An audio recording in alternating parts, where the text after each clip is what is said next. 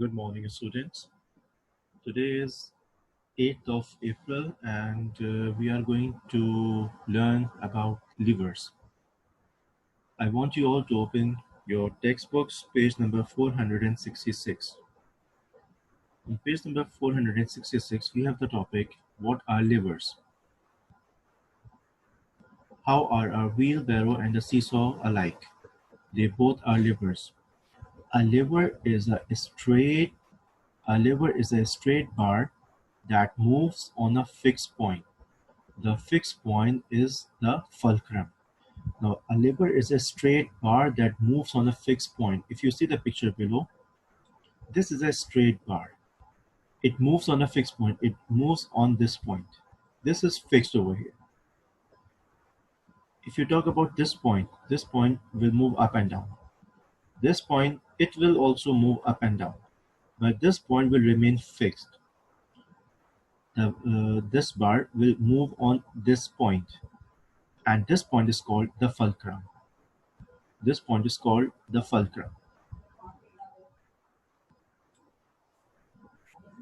A lever can be used to lift something. The object lifted is called the load. In the diagram below, the girl is the load. Now, why we use the levers? We use the lever when we want to lift up some load. When we want to lift up some load. In this picture, the girl is here. We want to lift up the girl.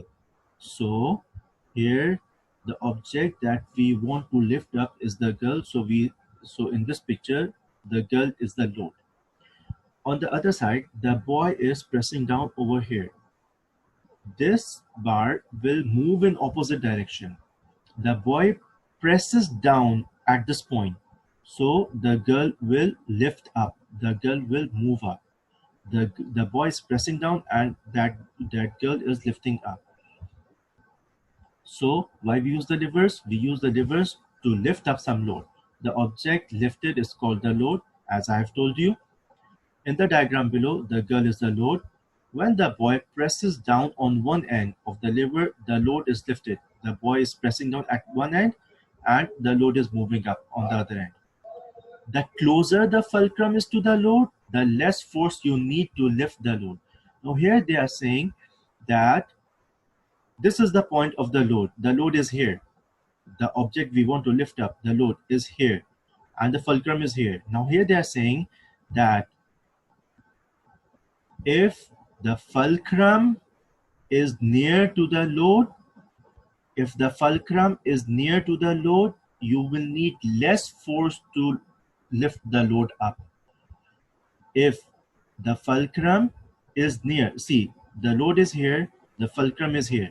If we move the fulcrum a little towards the load, if this distance, the distance between the fulcrum and the load, if this distance is, we shorten this distance, so we need less force.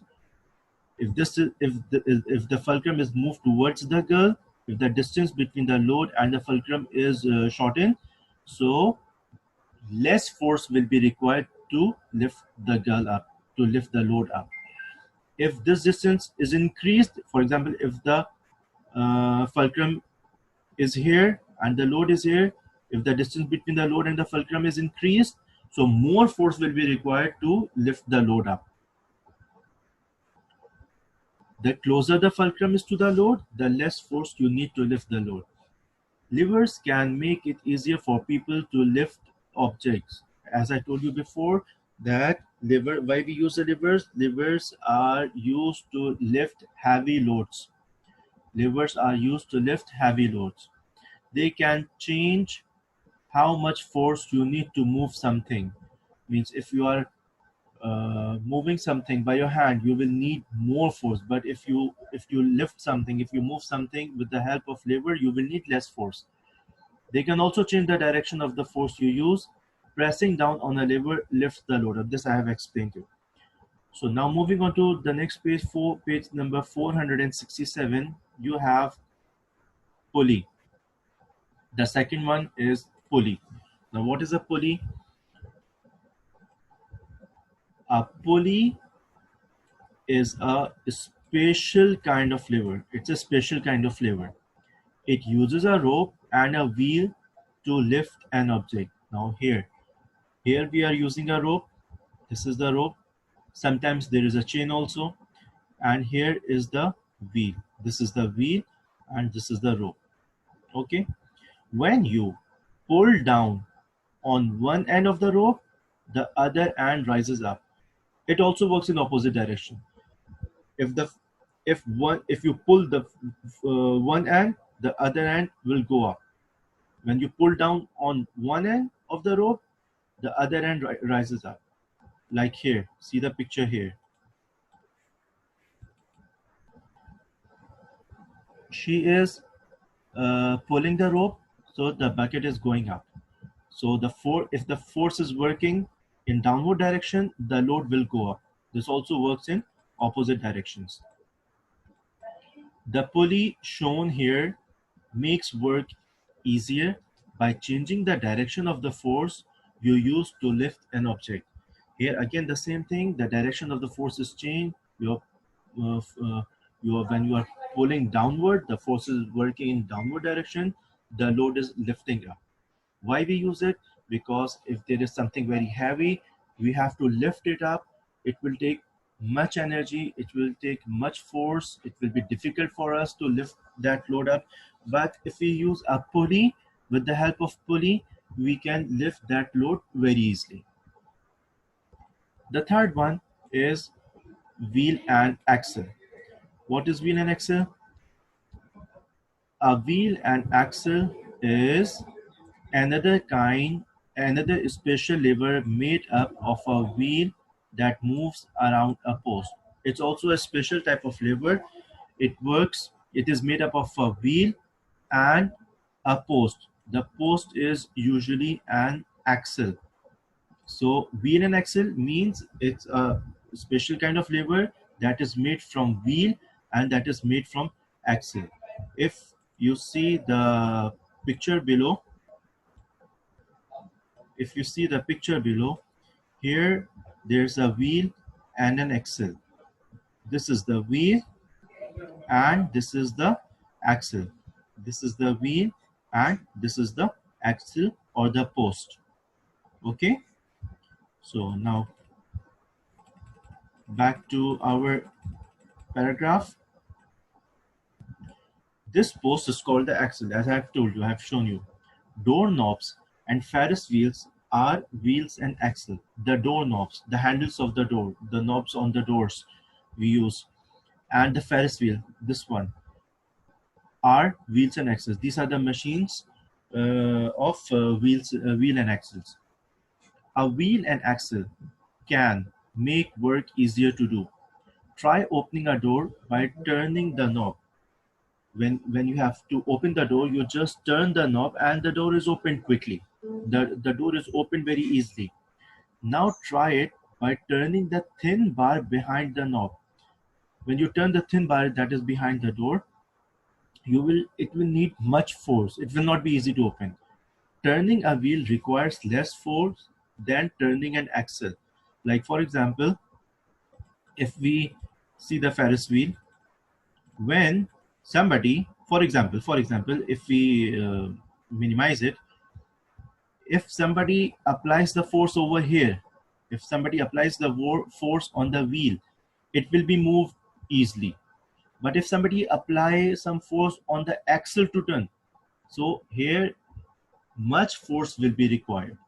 Okay, so the simple thing is, it's easy to turn by applying the force on the wheel, but if we apply the force on the axle, it will require much force. It will require more force. Now, the third one, the fourth one is inclined plane. Now here we have the picture of the inclined plane. This is the picture of the inclined plane. He's sliding up a big box. Now, what are inclined planes? You have probably seen ramps in buildings such as your school. There are big ramps on the school. If you remember, there are ramps on the stairs also, so that you can drag your bags. A ramp is an inclined plane. That is basically an inclined plane. At the side of the stairs in your school, there are ramps so that you can drag your bags. So those are inclined planes.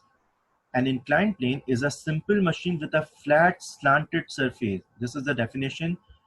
Must underline. What is an inclined plane? It's a simple machine with a flat, slanted surface. See, it's flat and it's slanted. So that's an